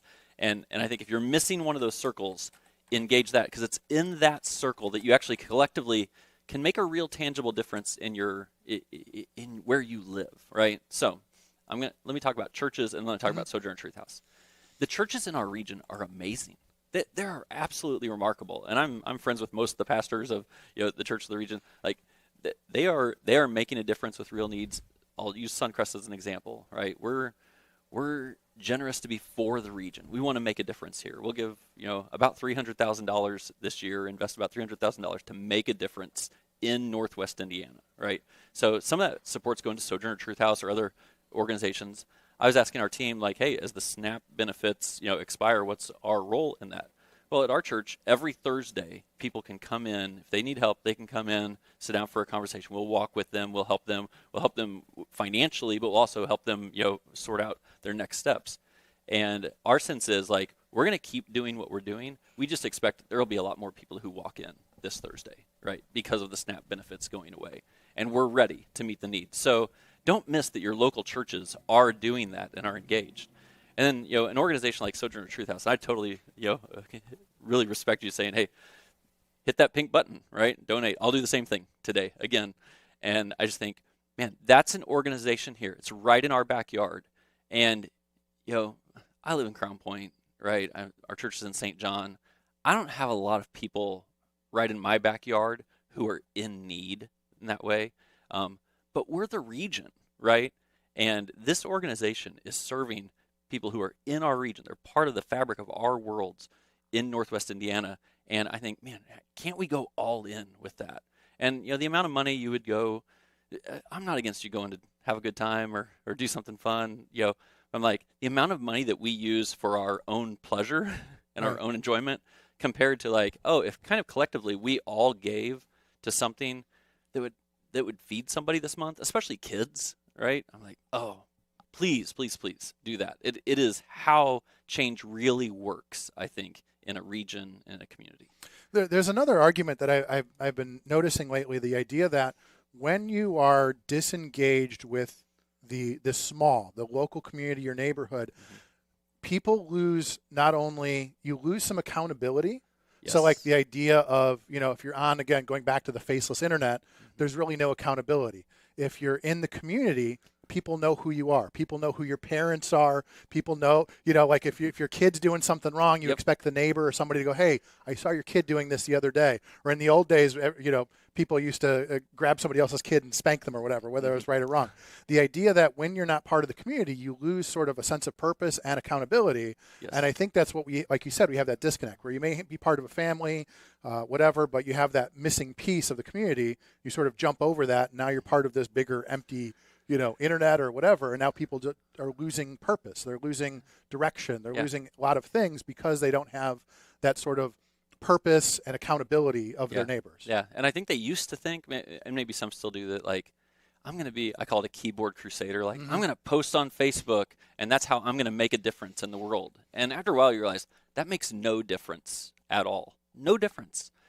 What has to happen is you have to walk out of your house. You have to go engage some people in need. You have to be generous with your resources and get up close to people who are in need. Meet the people that are in need, right? Get up close to organizations that are doing this kind of work and take a humble posture toward it, right? Because you will learn a lot that you didn't know. My wife and I became foster parents about 10 years ago. And, the moment we did, I'm like, there's a whole world out there that I didn't even know about. I was just unaware of it. But you start to learn about it. You start to get up close to it. You start to see how many needs. You start to see amazing people and amazing organizations who are there, like giving of themselves, making a sacrifice. I'm like, be one of those people, right, who would step in and be part of a solution, not sit by a keyboard or complain about the federal government. Well, I can do both. Sure. Okay. So, but you can do both. So that'll be the thing. Okay. So that leads me to my next question. Okay. So again, the point being, look, if you want to be a keyboard crusader, that's great. Take a day off and go volunteer somewhere. Find some balance. I'm only going to say, how about you take one day to be a keyboard crusader and take the 6 days to go engage. Some people okay. Yes. Good point. Yeah. Okay, so valid point. But again, take that first step. Take that first step. The one day, go volunteer somewhere, and you will find that your life is fuller because you did something for somebody else. Yes. And that's one of the things. So here, this is going to lead me to where you called me out yesterday, and because I want to talk about this. So you talked about a couple times. You mentioned you were talking about the Holy Ghost and basically, talking about faith and things like that. You had mentioned people that have it figured out. Okay. Yeah. Or think they have it figured out. Okay, think they have it figured out. Okay, what did you say about that? Do you kind of remember what you said about that? Well, sure. I mean, one of the things the Spirit does is it gives us guidance if we're open to it, right? So at first I say, hey, how many people in the room have something in your face and you're trying to figure it out right now? You don't know what to do. Lots of people resonate with that, right? But I did feel like I need to come around to the other side because there are people sitting in the room who like, how many of you think you have it all figured out? Right? You know the answers. If people would just get on board with you, you've engineered it, you can control it, you could make a difference. And I think people who take that posture, I mean, I appreciate the confidence, but I also think be open to the idea you don't have it all figured out. And the Spirit of God would be the very one who would prompt you to be like, hey, maybe you are so set on this path that I need to nudge you, I need to jostle you in a way to open you to the idea that you don't have it all figured out. Okay. So here's the thing. Okay. No, but here's what I talk about. One of the things I always talk about is sort of the one of the first things that people need to do in order to grow is they need to get past themselves. Okay. Yes. So there's a lot of people that I meet that are they lack confidence in themselves. They always second guess themselves. They lack enough self-confidence in themselves to really do anything. And what I always say is like the first step in life is, and again, like if you're like teenagers and stuff, they're always self-conscious. We get that. Mm-hmm. The first thing you need to do is get over yourself. Mm-hmm. And then, so again, most people get past it. Some people never do. And then the next thing that has to happen is you have other people. The people that are out there that are, whether sometimes it's your parents, sometimes it's your friends, people are like, well, you can't do that. So the next thing you have to get over in life is other people's opinions of you, and just start saying, well, I don't care. I don't care what people think about me. I'm going to keep moving forward. And then that's when you can start doing things, right? And so there's a difference between sort of like in my case, do I think I have it all figured out? No, but I also have figured out all of those little things like losing your keys. And so it's sort of like that thing where once you start having your life figured out, now you have time to help other people. Yeah. Right. Yeah. So that's sort of my thing. And maybe I took it the wrong way, the way you put it, but I think that in order to help other people and do bigger things, you need to get over yourself and get over what other people think about you and start figuring out your life before you can help other people. Thoughts? Well, on the whole, I don't necessarily disagree with that. And I don't know you well enough personally to lean in, but I would say the healthiest people have both confidence and humility. Okay. Now think about that. Confidence and humility, right? So you're talking about the confidence side of things. Like, hey, you kind of have to get over yourself, right? Like it, and then you got to get over other people, what other people say about you, right? Like I've raised kids. I've taught all these same lessons that you're talking about, right? If you are owned by your own doubts, or you are owned by what other people think, that's not going to be a good life. Right. Right. Now, okay, you get over that. Now you have some confidence, right? But that confidence can very quickly become, why doesn't everybody just get on board with me? I don't have anything to learn, right? I actually kind of have it figured out. So now I start to live in judgment of everyone else, and I stop learning. Okay. And I stop kind of the humility balance of the confidence. And I think that's the piece I'm trying to lean into with people who are too sure of themselves. So where do you think? So again, I appreciate that, because one of the things I always say is that you have to never stop learning, or even sort of like going back to the idea of, sit down, shut up, sit in the corner, listen once in a while. And you're right, there are people that lose that.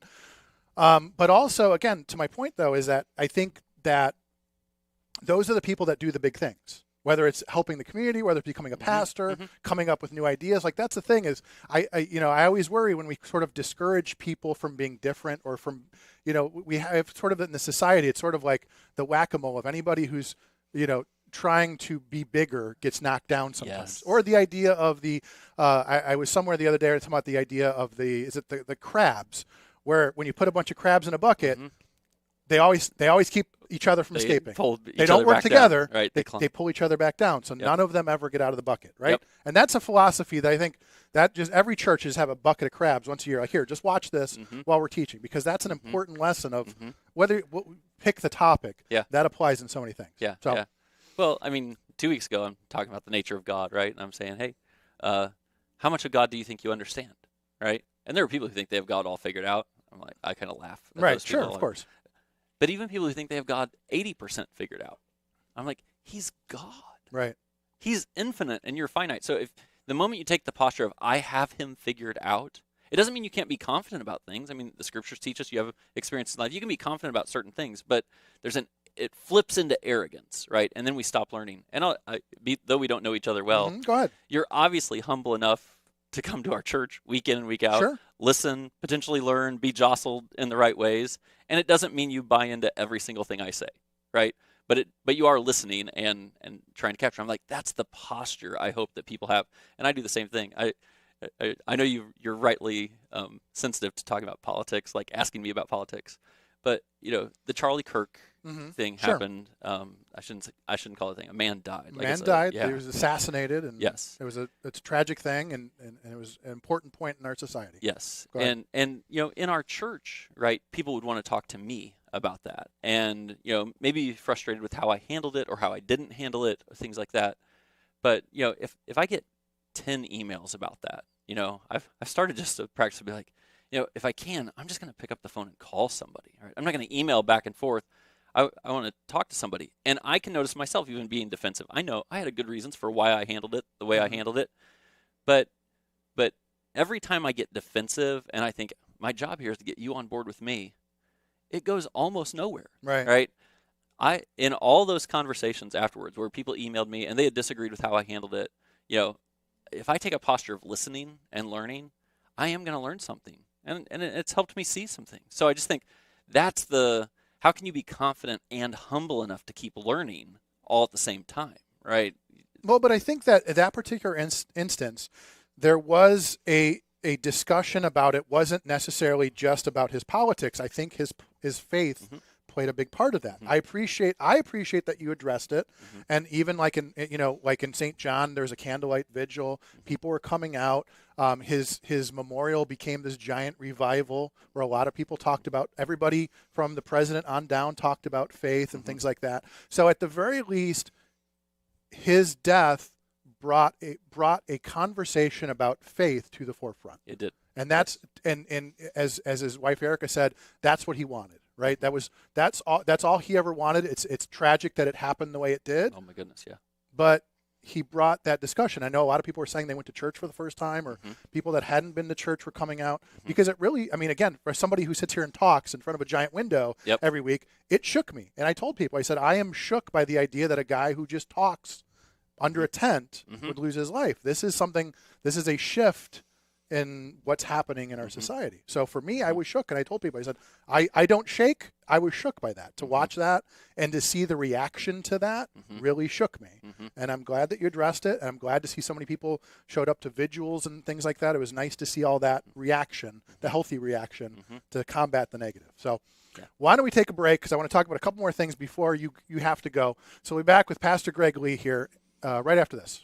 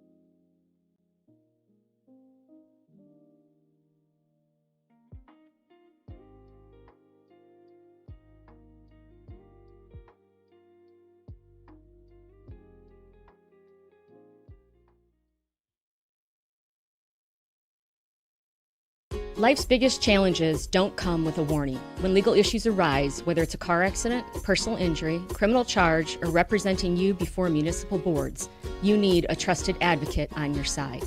At Westland & Bennett, we listen first because your story matters.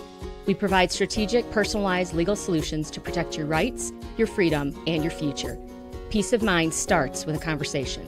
Call 219-440-7550 today for a free consultation. Becoming a truck driver doesn't have to be complicated. At Schneider, we make it easy to get your commercial driver's license and start your new career.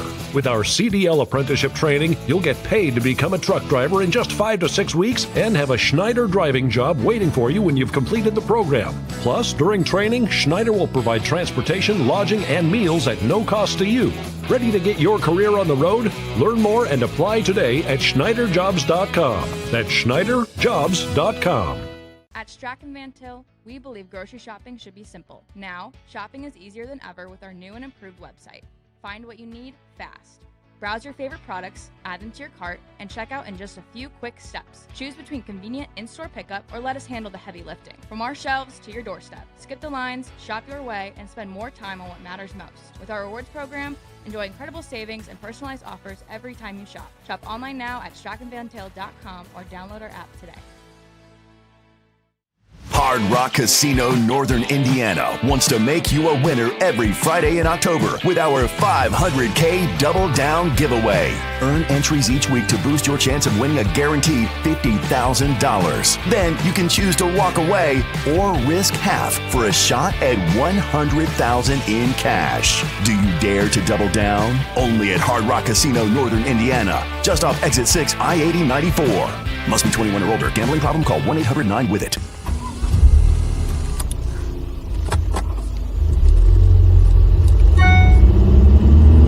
Siri, read me that text. Sorry, I can't complete your request. You want me to read that? No, I got it.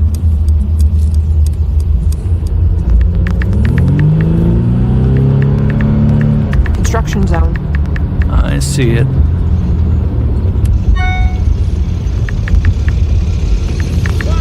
Watch it!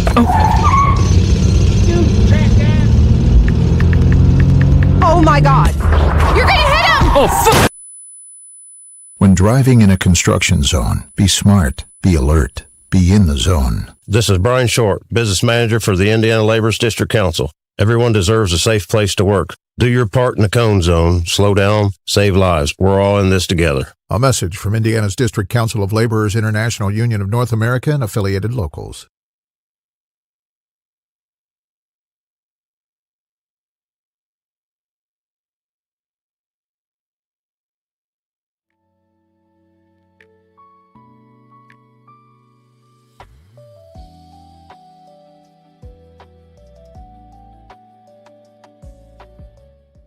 Hey, it's 7:48 in the region. We're only here for a few more minutes, and we've got Alta Vista Networks coming in at 8 o'clock. I've got Pastor Greg Lee here with me. We've only got a few minutes. I want to go right into this topic that I found interesting. I wanted to talk about the relationship between the church and the paranormal, because I was having a discussion with somebody the other day, and it's interesting to see sort of this idea that, so I'll hit a couple things and I want to get your thoughts. Okay. So there are some people that religious people that are anti-Halloween. Sure. It was a bigger thing. I think that sentiment has sort of gone away a little bit, but there was sort of this big church v. Halloween thing that was happening, demonic, Satan. And then also there have been, and again, this is probably something you never thought you'd be talking about. Our federal government has been having hearings lately about UAPs. We've gone from calling them UFOs to UAPs. And so now we're having these discussions in Congress, in Washington, about UFOs and UAPs. And one of the things that I heard that was really interesting is that somebody was saying they think the reason that governments don't talk about what they know about the possibility of extraterrestrial life is because they think it will negatively affect the church. That basically the church is anti the idea of other lives. And I was thinking about it because I was like, and I'm curious your thoughts on it, but I was also thinking, I'm like, what does Genesis 1:1 say? Literally the very first line of the Bible is God created the heavens and the earth, not just the earth. So this idea that religion is anti-ghost and anti-alien, it was like an interesting concept to me. I wanted to get your thoughts on it. Again, something you never thought you'd talk about. Yeah, I don't get asked about this all that much, so I'm not anti-alien. Can I just go on record? Come okay. Straight with that. So like pro-alien. See, you took me from not anti to pro. That's an interesting move. But I mean, in the big picture, right? I'm like, we experience the earth as it is, right? The story of the scriptures even is about the heavens and the earth, and we have the earth part, right? I'm like, who knows what's going on out there, right? Beyond that, could I be as fascinated by it as everyone else? Yes. Does it bother me from a faith perspective? I'm like, isn't this a tale as old as time? Wasn't Galileo like the guy who got nailed? Everybody was ostracized for their findings. Yeah, like the sun revolves around the earth. No, that's crazy. I'm like, yeah, they probably shouldn't have ostracized him, right? He was right, and actually, it didn't hurt the church, right? So people get so concerned, like some new discovery is gonna. I've not heard that the government is actually trying to protect like religious people or the church or things like that. Well, there's a whole thing. So here we'll go down another deeper. Okay. Have you ever heard? So basically, I was watching something the other day about the Vatican. So the Vatican has become this boogeyman. Not only does the Vatican have a time traveling device in the basement, they also are suppressing books of the Bible, like the book of have you ever heard of, like the book of Enoch? I've heard of it. And the Nephilim. The idea, so it's sort of, again, it's an interesting thing where you talk about, the church and the church and also the Smithsonian, they're suppressing the idea of giants and all these different things or evidence of aliens because it will affect the church. It's like, that's an interesting thing to hear. Yeah, I mean, my general posture is the church can handle it. God can handle it. Right. Like we're more robust than people give us credit for. And yeah, can we sometimes discover that what we had taught at one stage was wrong about something? I hope so. That's like the humility part, right, of the confidence and humility. But on the whole, I'm like, I don't know. I'm as curious as anybody else. What's out there? Well, and so that becomes, I mean, even the idea of take the religion out of it, that the reason that government doesn't tell people what they know about aliens is because they can't handle it. Yeah. Well, I'll say this. So I don't think I've ever compared myself to the government, right? But I choose what to teach from the scriptures every week. Right. And there are certain things from the scriptures where I'm like, would I teach that? Because I'm not sure people could handle it, right? Like, it is a category that someone in authority and who has information, has to think through a little bit. Now, I don't worry that people can't handle it if I get to talk to you about it for an hour, face to face. But I do know the limits of a 30-minute sermon, right? And be like, well, I'm gonna start to explain this, and people are gonna hear it how they want to hear it, and then like, oh, where's that gonna go? And I don't get a chance for a dialogue afterwards. So I don't usually have compassion for the government, but it's like, how would the government share what they have. Or do they have again? That becomes a question of, do they have a responsibility? Well, I think they to do. Share. I think they do. And why have? And I use the example of whatever you believe, they've clearly had something going on for 50 years where they've been covering something up, and now they're finally having discussions. And we don't know what you have, but tell us. You owe it to us to tell us what you have. Yeah, but most people don't trust the government. Well, right? that's the problem, right? And they've ceded that over time. Like it's not an irrational response to say that people don't trust the government. On the whole, again, I'm not against government, but I do think it's like, oh, so what would they tell us? And if they have 50,000 pages of information, right? What's the average person going to hear in their 30-second TikTok video about it? They're going to read the headline and that's it. Yeah. And so I'm like, oh, it's a dilemma. That's all I'm saying. Like, I can appreciate the dilemma, but yeah, if you have credible information, which I think is part of the challenge probably on this subject, right? If you have credible information, then don't withhold it. Don't hide it, right? That's where trust gets eroded. Okay, well, then that leads to the last question before I let you go. Is sort of the idea of, it's interesting how when you look at the Bible, there was a lot of, I'm going to call them paranormal events in the Bible. Okay. Right? And so this idea that as humans, so the idea that we would be anti the idea of paranormal, yet when you read the Bible, there were all these instances of people being visited, just different things that have happened. Mm-hmm. So it's sort of interesting, like, do you take the Bible literally when they talk about seeing angels and things like that? So where does that play into modern society? Just a quick answer, and then we'll get out of here. So what are your thoughts? Compare paranormal in the Bible to paranormal of today. So, I mean, this is probably a good example of what we were just talking about. You give me an hour to go back and forth on this, and we could get somewhere. But in the biggest picture, the spiritual realm is real, right? Like that. No, I don't think anyone who trusts the scriptures, argues with that. The next questions are like, okay, how does that actually work, right? And so, like, you'll get images of like, oh, I have, Satan on this shoulder, and do you take that literally, basically? Yeah. And I do not. I of course don't take it literally that there's someone on each shoulder, but the idea that there are forces that are kind of competing for my soul and competing for my decision making. And that's real is good. Now, if you start to get into ghosts and being visited from people who have died and things like that, that's a different category than the Holy Spirit, angels, demons that the Bible says. Oh, you should absolutely pay attention to Holy Spirit, angels, demons, that sort of thing. It's real, and we probably don't talk about it enough. That's why I'm doing this series. Oh, fantastic. Okay, well, tell people a little bit about the series. Just remind people where they can find you this Sunday and things like that. Yeah, so you can always go to suncrest.org. Find us on all the social media channels, too. Our YouTube channel has all the messages. Most people who come to our church these days have already watched a number of messages online to be like, oh, does this resonate with me? So, we would love to, of course, have you come. We have 4 weekend services at our church in St. John. So one on Thursday night at 6:45, Sunday mornings at 9, 10:15, 11:30. I always tell people, if the services are that close together, they're not going to last 2 hours. They're not going to be a 4 or 5 hour service, right? Okay, and then while you're here, we've been talking about Sojourner Truth House, sojournertruthhouse.org. I would love it if you go there, hit the pink donate button, give them $10 or $20. They're helping the community. We're in this together. We got to keep this. We got to help the people in the region that are helping our neighbors. So I'd love it if you'd give them a few dollars. Pastor Greg, thank you so much for coming on. It's always a lot of fun. Maybe you'll come back again someday. Maybe like, that was good. If you ask, I'll come. Okay, I appreciate it. Chuck. So thank you so much for coming. Thank you guys for tuning in. We'll be back again next Monday with more. Bob will be back, and we'll be talking more politics. I'm sure there'll be plenty to talk about by then. See you next week.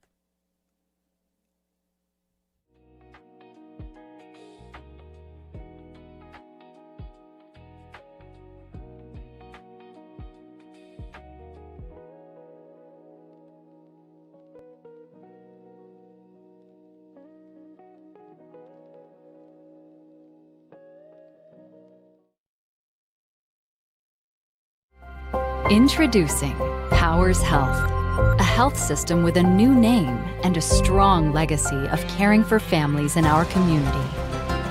One with a tradition of advanced specialized services and a vision for the future. One with a commitment to medical excellence and compassionate care. Everything we do, everything we believe, Powers Health. Looking for a place to enjoy great food and great games? Head to Doc's Barbecue in Dyer. Indulge in Southern-style hickory smoked meats served in a fun, welcoming atmosphere. Want to catch the latest local Jet TV basketball games? Just ask and they'll have it on one of their 15 big-screen TVs. Whether you're here for the food, the fun, or the hoops, Doc's has something for everyone. Stop by Doc's Smokehouse on Calumet Avenue in Dyer, where flavor and sports come together. Life's biggest challenges don't come with a warning. When legal issues arise, whether it's a car accident, personal injury, criminal charge, or representing you before municipal boards, you need a trusted advocate on your side. At Westland & Bennett, we listen first because your story matters. We provide strategic, personalized legal solutions to protect your rights, your freedom, and your future. Peace of mind starts with a conversation. Call 219-440-7550 today for a free consultation. At Strachan Van Til, we believe grocery shopping should be simple. Now, shopping is easier than ever with our new and improved website. Find what you need fast. Browse your favorite products, add them to your cart, and check out in just a few quick steps. Choose between convenient in-store pickup or let us handle the heavy lifting. From our shelves to your doorstep, skip the lines, shop your way, and spend more time on what matters most. With our rewards program, enjoy incredible savings and personalized offers every time you shop. Shop online now at strachanvantil.com or download our app today. From the gas in your car to the heat in your home and the roads that you drive on, our work powers daily life. We are USW Local 71, the proud men and women of the Whiting Refinery. We're not just refinery workers. We're your friends and neighbors, raising our families here, shopping in the same stores, and cheering in the same stands. USW Local 71, powering the region because we are the region.